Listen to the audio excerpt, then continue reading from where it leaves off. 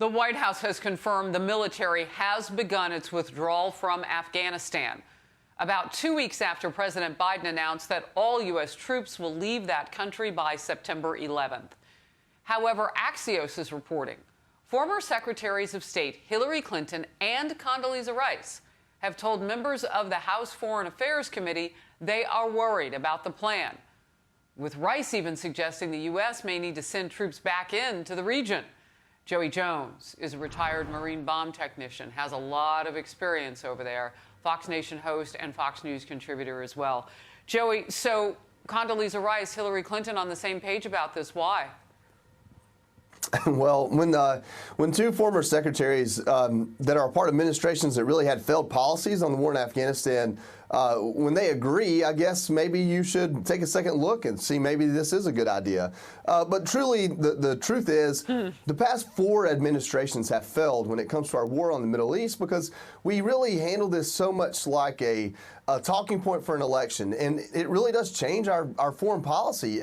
This is not a 20-year war. It is 10 two-year wars in between presidential elections and midterms, and the public popularity has dictated so many decisions in this war in Afghanistan and in Iraq that really there isn't a successful or failed strategy. There's just kind of kicking the can down the road, and that's why so many Americans are ready to see it end. But I really want to make a distinction here. There's a difference between bringing all of our troops home and ending the war. First of all, there isn't a war. There's a military operation that sometimes looks like war, and my legs are evidence of that. But having troops in Afghanistan in the numbers of 2,000 to 2,500 is not the same as 100,000 troops in a surge. And we kind of treat this the same way, and we talk about it the same way. It does make us skeptical when your traditional war hawks are advocating for it, but there's a difference between an effort to keep intelligence and resources there and a complete withdrawal for some symbolic reason.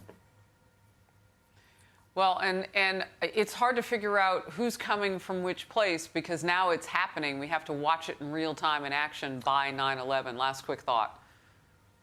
Yeah, you know, we're not going to bring all of our troops home. We're going to move them somewhere else. I mean, that's the reality of it. If they leave Afghanistan, we'll probably have twice as many go somewhere else within a year to continue the operations within the region, necessary to keep us safe.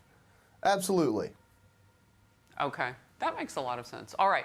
Meanwhile, an NBC News poll shows police and law enforcement are more popular than President Biden, with police getting a 58% total positivity rate, 8 points ahead of the president at 50%. And Major League Baseball has taken a big hit after moving the All-Star game from Atlanta over Georgia's new voting law to a place that had as strict, if not more strict, voting laws in Colorado. The MLB came in at just 34% positivity. You don't think that's going to affect their ticket sales?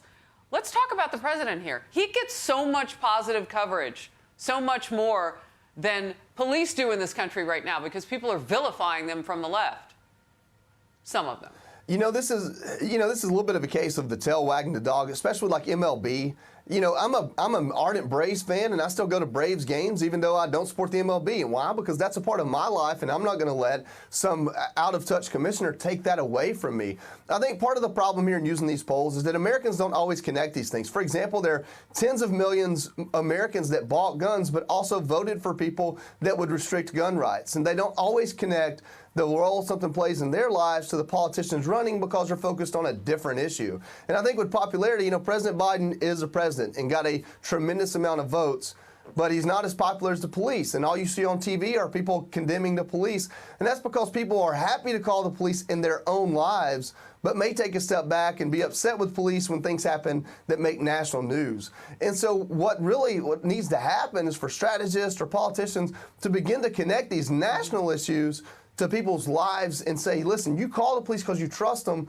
Why would you not support politicians that will fund them and keep them operating and hold them accountable?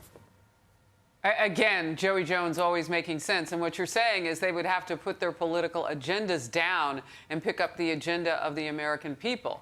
That's exactly where they should be. It should go without even saying it. But you said it, and it made a whole lot of sense. Joey Jones, great to see you on this Friday. Thank you for joining me. Appreciate it. And thank you for watching the Faulkner Focus.